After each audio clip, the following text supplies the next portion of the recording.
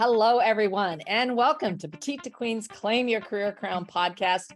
I am your host, Lynn, and today I'm joined by our wonderful guest, Salim Omar. Today, we're going to be talking about how to identify new profit opportunities and ways to save money. I am really excited about this, and I'm going to be taking notes. I want to tell you a little bit about Salim. He is the rare accountant who generates and guarantees success to his clients who follow his advice. And as one of the top CPAs in the country, he believes small businesses are the foundation of our economy. And truer words were never spoken. Salim has dedicated his practice to helping clients attain financial health and security through his services. With this in mind, he's been able to build one of the most successful and respected firms in the country with raving fans. Salim's education include a unique blend of two financially based accreditations. I'm not going to say that right, but that's okay. A master's degree in accounting and as a certified public accountant. His professional background includes experience as a former chief financial officer and for the last 26 years as a small business owner. Salim is the author of the popular book, Straight Talk About Small Business Success in New Jersey, and his articles appear in publications around the country, including prestigious industry publications such as Accounting Today and the CPA Journal. His passion is to help small business owners succeed, and his personal business success makes him a much in demand speaker, panelist, writer, and advisor. We're so lucky to have you here today, Salim. Welcome to the show. Thank you. I'm glad to be here.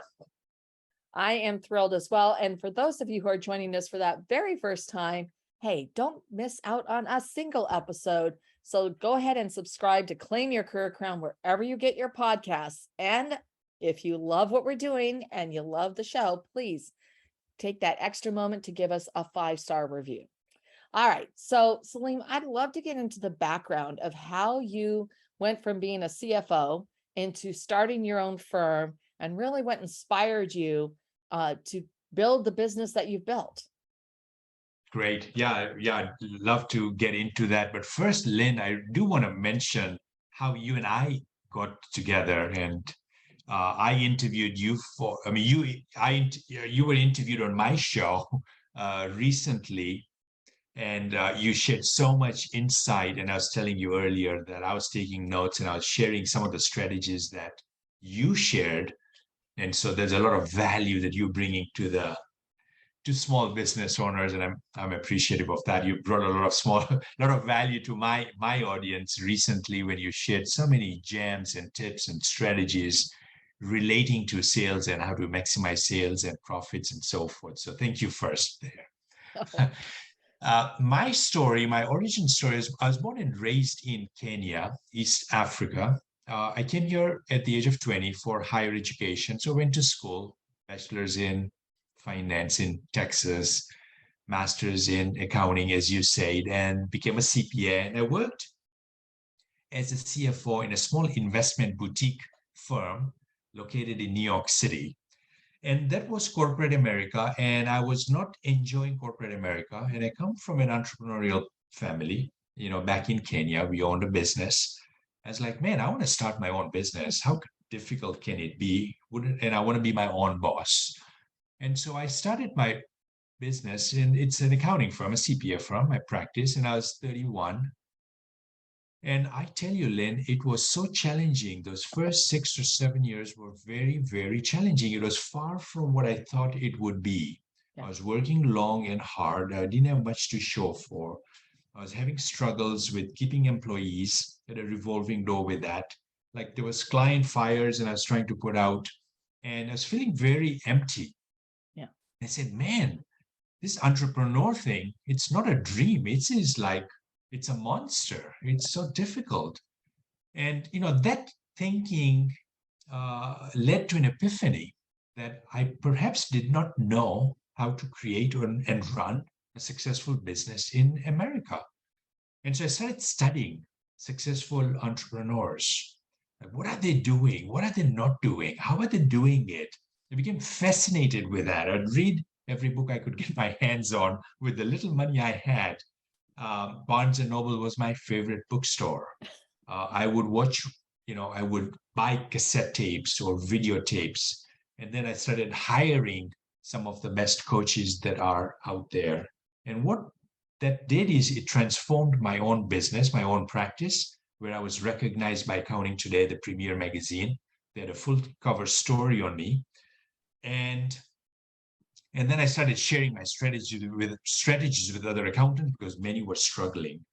And I started sharing my strategies with small business owners, imparting the advice that had really worked so well for me. And I could see the transformation that started to happen in their business. And that was kind of the beginnings of creating a CPA firm called Straight Talk, which I still own after 26 years. That is very entrepreneurial. We work with businesses and we're helping them grow and we're giving them advice that helps them become more successful. All right. Well, that's brilliant. I'm rubbing my hands together here so everybody can see who's watching, to get these wonderful nuggets of information and this advice that you work so hard to attain, and then you implement it in your own business. And so as you work and do this with your clients, it sounds like you have a process that you go through. So we'd love to hear about that. Well, yeah, the process is, every business or most business owners, they want to grow. They want to grow with their top line. They want to become more profitable. They want to become more cash flow fluid. Yeah. They don't want their business to suck every hour of the day. So they want to create a work-life balance. And so these are the things that I started hearing from business owners. That's what they were, striving to do. And when I'm asked this question of Salim, what are opportunities to do this in terms of making more profit or creating a more successful business, I'm reminded by a book I'd read, Lynn, a number of years back. It was called Acres of Diamonds. Okay. It was by Russell Conwell. In a short, not a very tough, big book, a fairly small book, perhaps 100 pages, if I remember. And this book was created from a lecture that the author had presented some 6,000 times, Russell Conwell, called The Acres of Diamond. And I think he then became the dean of Temple University. So the theme of the lecture was that opportunity lurks in everyone's backyard. Don't ignore the opportunities hidden within your customer base, within your client base, within your patient base, depending on what industry the listener is in. And that I've seen as one of the biggest opportunities in any business that's already in business, is there's opportunities within your own customer base. So looking inwards, there's opportunities in bringing new customers and new clients and, so forth. But there's a lot of opportunity that I've seen in businesses right within in their backyard, right? Acres of diamonds. And those opportunities can be in the form of cross-selling, identifying the people that want more from you as a business and are willing to pay for that higher value, referrals, and so forth. And so I see that as like one critical area that's often mislooked. It's not looked at, it's really looking for this new shiny stuff outside our business. And there's a lot of opportunities within our business. So that's one opportunity, kind of on a bigger scale that I see in small businesses. Yes, absolutely. And I think there's a couple of different places that goes from, like you said, both the opportunity to sell them additional business, the opportunity to work potentially with other departments within a business. It, of course, depends on what kind of product or service you have, what your business model is. But you also have that ability to then ask and receive referrals, introductions, raving fans, as you said, those reviews. And for many businesses, those are very important to get those on Google My Business or Yelp or whatever, wherever that happens to be. Depends, once again, on your type of product or service in the industry. But all of those things matter. And I think that's very good, solid advice. I love it. For how to grow your business from within. I'm definitely going to have to check out that Acres of Diamonds. It has not come across my path before. So I'm curious, when you're working with people and, and helping them find these opportunities that are already within their own business, and that advice that you can, do you find areas where your clients have, just a moment where they're sort of pushing back or they're holding back, that there's some resistance that you and your team have to work through? Great question. Resistance comes in many formats for a small business owner. So the business owner, we've got to recognize the challenge of running a business. And the business owner is trying to wear so many hats in the course of a day. And I'm passionate about small business and helping them. And I recognize the challenges that a small business owner has. And it's important for the small business owner to surround themselves with smart people, and sometimes even smarter people. And that goes from team members, employees, to advisors, so that they don't have, the business owner, they've got a lot on their plate. They don't have to be the smartest person, so that they've got the team that they can rely on. And that's providing them that guidance, that advice, that help. And one of the best places that I've seen a small business owner to get that guidance is really looking at their profit and loss statement on a regular basis, because those numbers tell a story. And if it's someone who's listening to this and they're not looking at the P&L statement on a regular basis, regular means monthly, and not doing comparative analysis by quarter, year-to-date numbers, looking at your the key performance indicators in a business: revenues, gross profit, net profit percentages, cost of sales. This is really very, very important to be doing that, so that the business owner can see, all right, this is what's transpired, and they can make effective decisions based on real numbers, stuff that's happening in their business. And so having a team that is producing, an internal team member, what have you, that's producing these financial statements is really, really important. And then for the business owner to take time with everything else that's going on, right? There's a lot of working in it. This is working on it, right? Yeah. It's famous cliches, and this is working on it. I think every business owner needs to take time out to work on their business, look at stuff, what's working, what's not. And when we know that, when we have that intelligence, that knowledge, those insights, we can then charge forward in a more effective way. Yeah, absolutely. Then we can pursue what we would love to have working. And those facts and figures are invaluable to be able to reveal where you need to be going or what you need to be doing. And I agree. That is one of the challenging things for small business owners and entrepreneurs, it's that working in your business versus working on your business. And that's one thing I talk about to my own team. It's like, I continually need to work on finding those pockets of time to be focused on working on the business, not in the business. And I think that is, for me personally, that's one of the biggest challenges. Absolutely. I have incredible team members and been able to just let go and let them do what they do. And they do it so well. There's no ego involved, because I am a very smart person, because I hired very smart people who are capable and competent to just run with it. Right.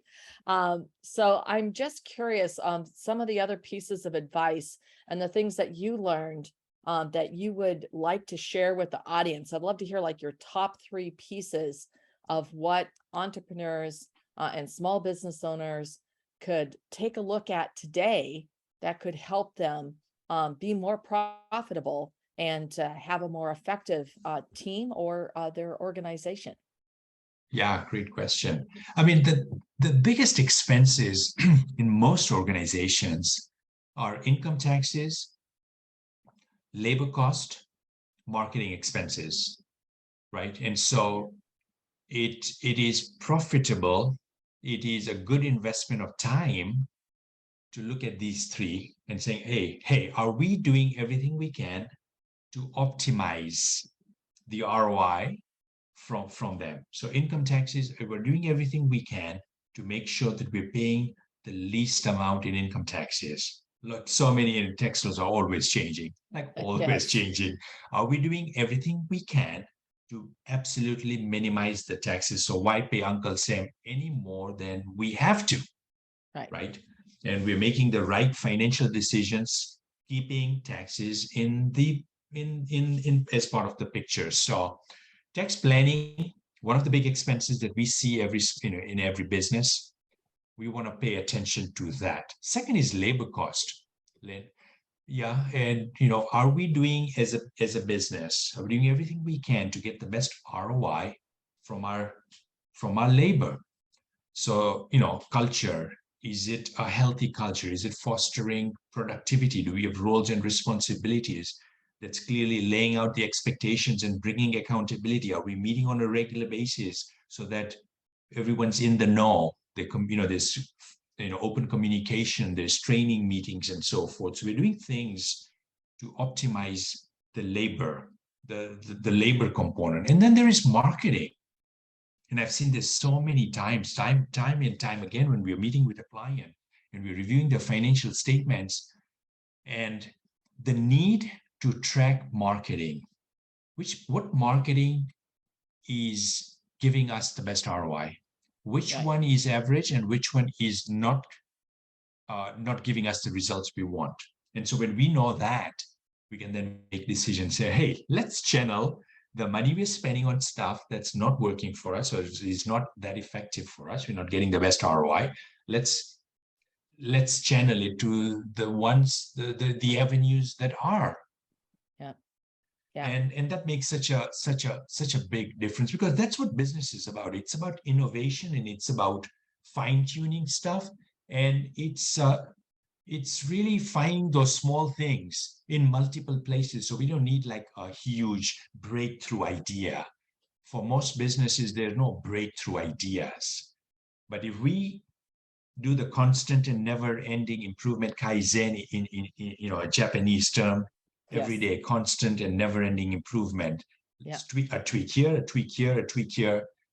All those things, a 10% improvement leads to, like, I've seen 50%, 75% improvement in profit. So a business that can be doing $200,000 in net profit, the bottom line goes to $400,000 or $500,000, and the business owner gets excited. It's like, all right, now we're doing something here. And of course, that energy and that excitement and is contagious, and they're more invested in their business, and that shows to their clients, to their employees as well. Yeah. And that's so true. I mean, just looking at processes and that continuous process improvement and not being complacent. Because once you make a process improvement and you have it in place and it's really humming along, but then it's like, okay, well, wait, can we tweak it again? Is there now that we've made that move, now what's the next thing? And you're always finding ways when you revisit things that there's, now that you've gotten to this other point because you've moved forward, your old paradigm is shifted, and now you can sort of start to see, oh wait, but we could actually do it this way. This is even going to be better. And I find that happens on a regular basis. And when we also challenge ourselves and our team, it's like, okay, well, how could we make this more effective? How could we make it easier? Do we really have to be sending these emails out? If we have a master content, like we have a master content schedule, like for podcasts like this, the entire team knows to go there and to look for things. It's like, I don't have to send an email that, oh, I recorded this podcast. Yeah, I just change it to green. They know it's done. It's actually changes to blue. It doesn't change to green till it publishes, but it mm, changes to blue, right? Because now it's in process. It's it's the next step in the, so we use that green light, red light sort of coding, but everyone on the team knows to go there. And in fact, for the first time 2 weeks ago, I had two different team members contact me because they went, well, wait a minute, this podcast is still in the yellow and it's supposed to publish in 2 weeks. What's happened? mm, mm, So it was like, so there we actually exchanged a communication, but they were like on top of it because the one was the graphic artist getting ready to do all the everything we do to promote the episodes. And the other was my operations manager, like, well, what the heck? Why hasn't this show been recorded? And they both went and looked where in the cloud where they should be, thinking, well, maybe it just didn't get tagged. And it was like, no, the show isn't there. What happened? So that's the brilliant thing. And when you have those types of processes, it does save a whole bunch of miscommunication and back and forth. But it was something that had truly gotten missed because the guest needed to reschedule, and yeah, it got missed. So got that done. But that's when you have those types of processes in place, and then you can look at, because that was one of the questions I had asked a couple months ago. Do I really need to email you when the show's I've uploaded the files to the cloud? I mean, this is like this unnecessary step when I tagged the spreadsheet, our Google sheet. It's like, well, no, we don't need that. It's really systematizing the business, Lynn, and it's creating a streamlined business, and it's through documented processes and procedures. And we talk about profitability here. I mean, that ties right into profitability. If a team member spends 2 hours on a project when it should have taken them 30 minutes because it's not streamlined, tell you what, that's cutting into the net profit of the business. And then when you do this collectively over all the team members, it is one of the bigger expense. It's a big number. Yeah, it's a big number. Absolutely. Oh my goodness. So I am curious, Salim, if you were going to recommend, and I love the advice you gave about the P&L, but if you were going to advise our listeners to do one thing this week, today or this week, what would you advise them to do so that they could build more profit into their business? Wow, that's a heavy question. It's a loaded question.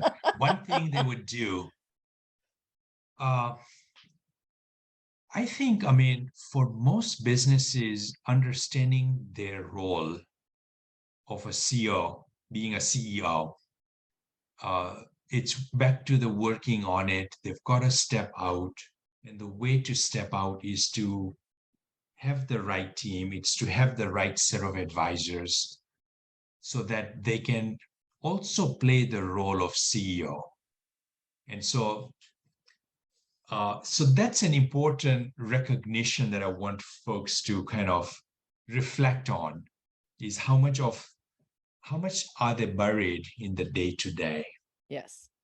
And why are they so buried in the day-to-day? And is there anything they can do today, this week, to get themselves, to free themselves 1 to 2 or 3 or 4 hours in that week, so that they can take a step back and they can just breathe and they can look at their business and say, hey, what's working, what's not? What are some things we want to do this month, this quarter? I think that can be, that can be pretty, that can be a quick win for someone to do, because I think a success is going to come when the business owner, the CEO, steps out from the day-to-day, the routine, the monotony, running the hour-to-hour business. Yeah, absolutely. I think that is wonderful. Wonderful advice. Salim, thank you so much for sharing how to identify new profit opportunities and ways to save money. This has been such a great episode. I know that our listeners are going to want to know more about you and where they can find you. Oh, sure. My website, my firm is straighttalkcpas.com.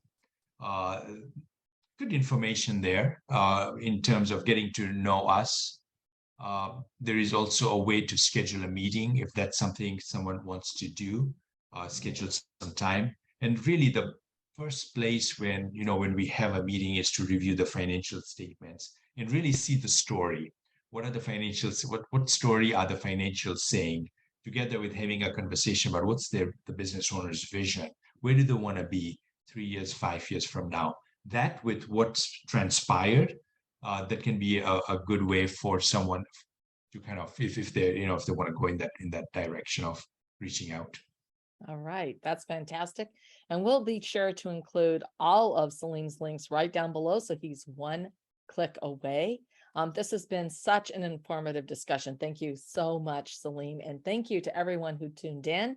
If you have any ideas that you would like to share, please leave us a comment down below. We love hearing your thoughts.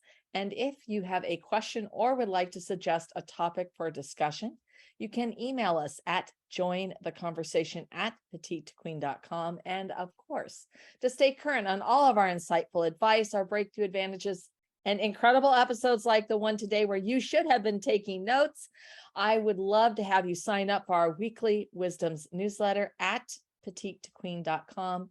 And once again, thank you everyone who tuned in. And Salim, thank you so much. This has been such an incredible advice, such filled with so many great pieces of information. My pleasure, Lynn. Thank you so much for inviting me.